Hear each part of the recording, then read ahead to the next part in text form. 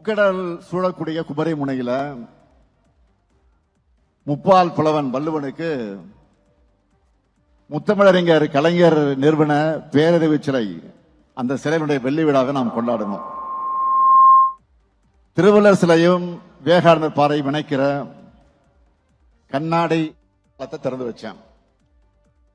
இப்போ 2026 அரசியல் இருக்கிறேன். 14 வயசுல இருந்து 50 ஆண்டு தொடர் உழைப்பால ஒரு பேரியக்கத்தினுடைய தலைவர் என்ற பொறுப்பை அடைஞ்சிருக்கிறேன். சட்டமன்ற உறுப்பினரா, மேயரா, அமைச்சரா, துணை முதலமைச்சரா, எதிர்கட்சி தலைவரா, இன்று முதலமைச்சராக இருக்கிறான். பெருமையோடு சொல்றேன், நான் போகாத ஊரை தமிழ்நாட்டில் இல்லைன்னு சொல்லக்கூடிய அளவுக்கு பயணிச்சு மக்களை சந்திச்சுட்டு இருக்கிறேன். அதனாலதான் மக்களுக்கு என்ன செய்யணும்னு அறிந்து புரிந்து ஒவ்வொரு திட்டத்தையும் திட்டுக்கிறேன்.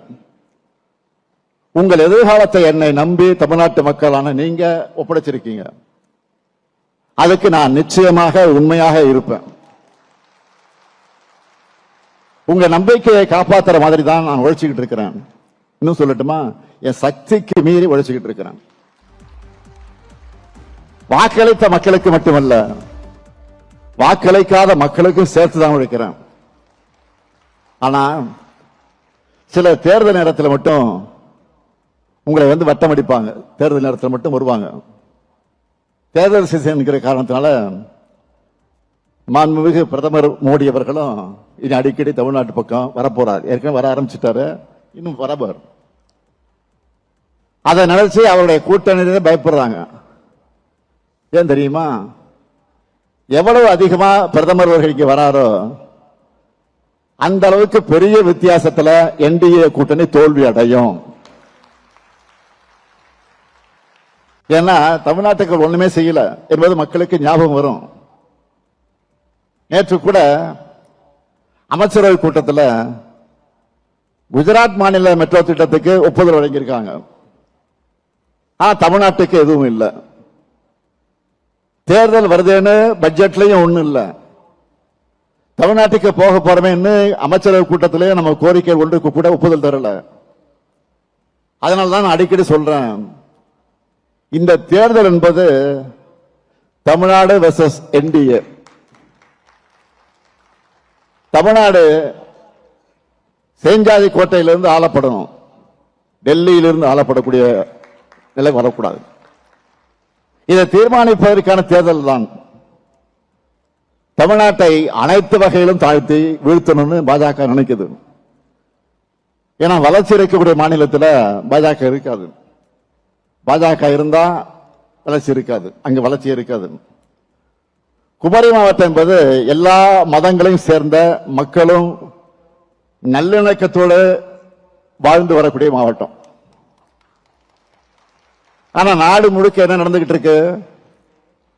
அண்மையில் கிறிஸ்துமஸ் பண்டிகையின் போது இந்தியா முழுக்க கிறிஸ்தவர்கள் மேல தாக்குதல் நடத்தப்பட்டுச்சு. மகாராஷ்டிராவில் பிற்படுத்தப்பட்ட முஸ்லிம்களுக்கு இடஒதுக்கீடு ரத்து. மணிப்பூர் இன்னும் பற்றி எரியுது. அசாம்ல இன்னும் மோசம். அந்த மாநிலத்துடைய பாஜக முதலமைச்சர் தான் வகிக்கக்கூடிய பொறுப்பை மாண்பை மறந்து முஸ்லிம்கள் மேல வெளிப்படையா வெறுப்பை கக்குகிறார். பீகார்ல துணை முதலமைச்சர் என்ன சொல்லி இருக்கிறார் தெரியுமா? பள்ளிக்கூடங்களுக்கு பக்கத்துல இறைச்சி கடைகள் இருந்தா அகற்றுவோம்னு பேசி இருக்கிறார்.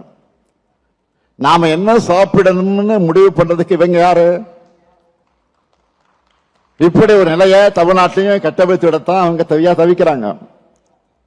ஆனா நம்ம திராவிட மாடல் அரசுல மத நல்லிணக்கம் ஒற்றுமையும் பேணப்படுது. வக்பு திருத்த சட்டம், சிஏஏ ஆகியவற்றை எதிர்த்து சட்டமன்றத்தில் தீர்மானம் நிறைவேற்றி இருக்கிறோம். சிறுபான்மையினர் பாதுகாப்பாக இங்க இருக்காங்க. பெரும்பான்மையினர் சகோதர உணர்வோடு இருக்காங்க. அனைவரும் சமமா நடத்தப்படுறாங்க. வரலாற்றில் இல்லாத எண்ணிக்கையா 4000 திருக்கோயில்களுக்கு குடமுழுக்கு செஞ்சிருக்கிறோம்.